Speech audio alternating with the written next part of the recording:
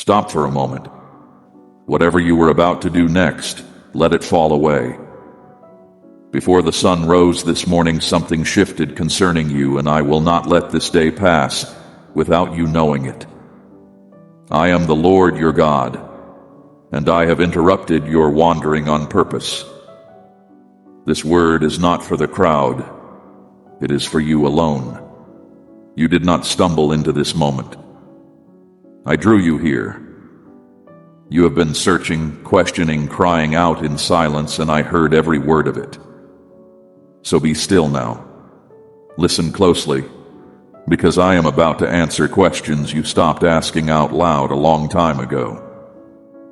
I saw you. I need you to understand what I mean when I say that. I saw you sitting alone before facing the day, needing a few more minutes to put on the face that says, everything is fine.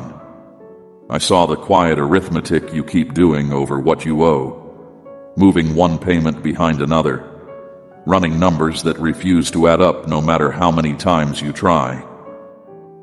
I saw you lying awake in the dark hours, going over what you have again and again, as if the answer might change if you counted one more time. I saw you smile among others while worry twisted inside you. I heard you say the words, "I am fine," while something in you was pleading to be heard. And still you kept showing up. You kept trying. You kept believing a breakthrough was coming, even when every door slammed shut in your face. I heard the midnight prayers that felt like they struck the ceiling and fell back on you. I heard the ones you never finished because you were too tired to find the words.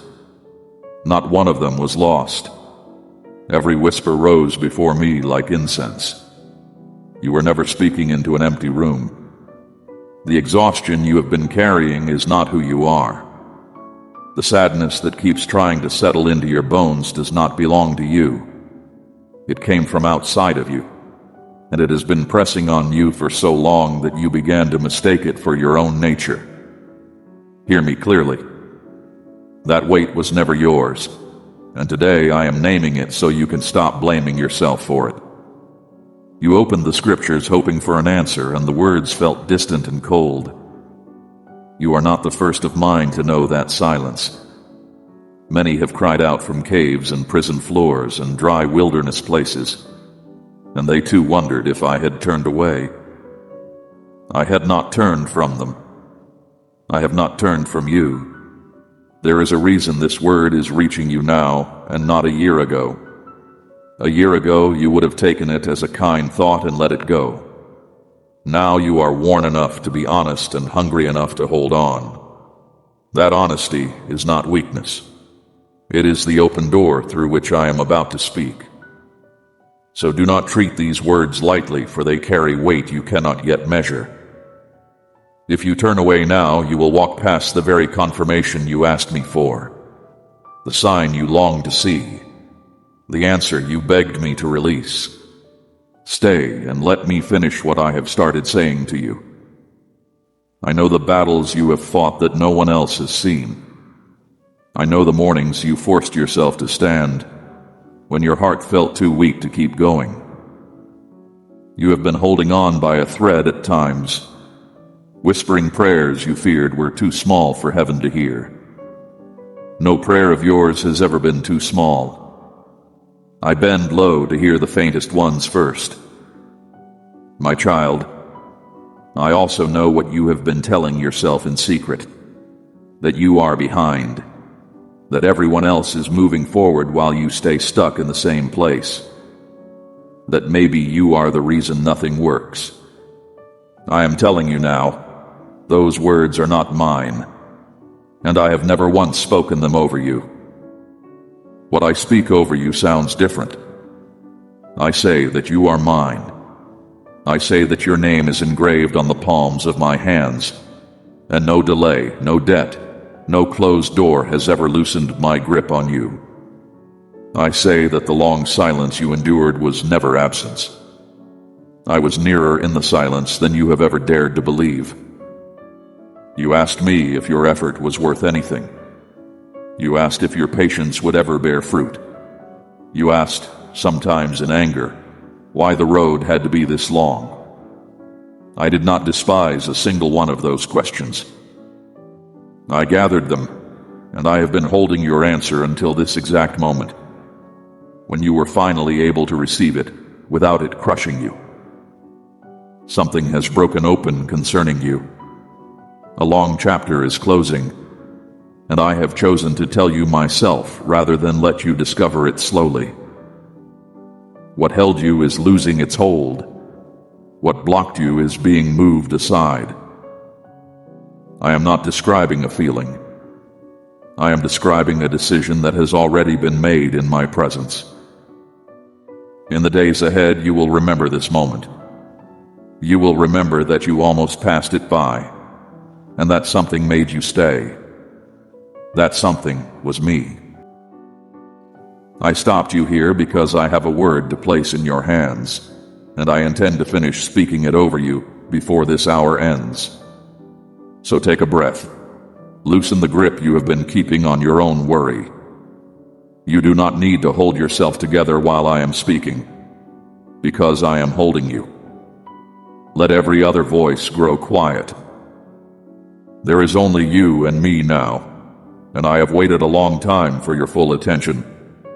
Say amen out loud if your heart knows this word is for you. Now let me show you what you have been walking through, because you deserve to understand it. The heaviness of these past years was not bad luck.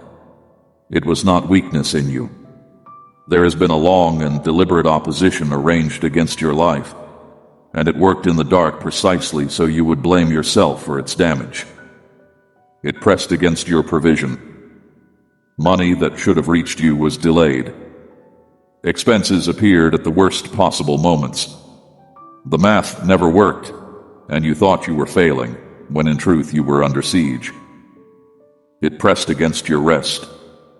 You were pulled from sleep in the smallest hours, and worry was waiting there like an ambush. It knew your weakest hour. It knew which fears to replay in the dark, and it played them over and over until morning. It pressed against your closest bonds. Misunderstandings were stirred where there should have been peace. Distance crept in between you and people you love. You felt alone in rooms full of voices, and you thought something was wrong with you. Nothing was wrong with you.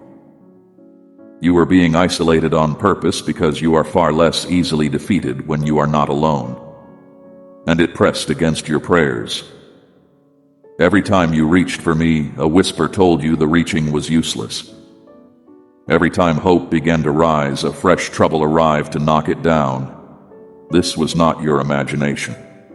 You were opposed by something that studied you and feared what you would become. Hear what I am telling you, and let it lift years of false guilt off your shoulders. You were not lazy. You were not cursed by your own failures. You were a target precisely because of what I have placed inside you. The enemy does not lay siege to an empty storehouse. But I want you to understand something greater. All that time, the opposition could only go so far and no further. It pressed you, but it could not crush you. It delayed you, but it could not erase you. There was a boundary drawn around your life that it could never cross, and I was the one who drew it. And now hear the word I stopped you to deliver. The permission that opposition relied upon has ended. Its season is over. In my presence a ruling has been made concerning you, and no power beneath heaven can appeal it. The siege against your provision is broken. The ambush against your rest is disbanded. The wedge driven between you and those you love is being pulled out. I do not send messengers for a matter this close to my heart. I myself have gone ahead of you. I am unlocking what was sealed. I am releasing what was held. I am straightening the road that was made crooked, and I am doing it now, while my voice is still in your ears. Declare, I believe, if this word is reaching your spirit. You may ask why the opposition was allowed at all. It is a fair question, and I will not shame you for asking it. Understand this much for now.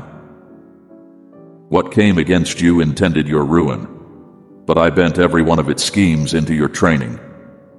It meant to break your faith. Instead, your faith grew roots that storms can no longer reach. Think of what you can carry now that would have flattened you years ago. Think of the bad news you can hear without collapsing. Think of how quickly you return to prayer after a blow that once would have kept you away for months. That steadiness was forged in you during the very years you thought were wasted. Nothing about you was wasted. The one who opposed you understood something you are only now beginning to see. You are dangerous to the darkness. A person who keeps believing after years of resistance is a person who cannot be stopped by ordinary trouble. That is why the pressure on you was never ordinary. It was a measure of your worth, not a measure of your failure. So from this day, refuse the old explanation. When you remember the years of struggle, you will no longer say, "That was the proof that God forgot me." You will say, "That was the siege, and the siege is broken." Words matter, my child. Speak of your past the way I speak of it, and the past will lose its power to poison your future. I want you to notice something.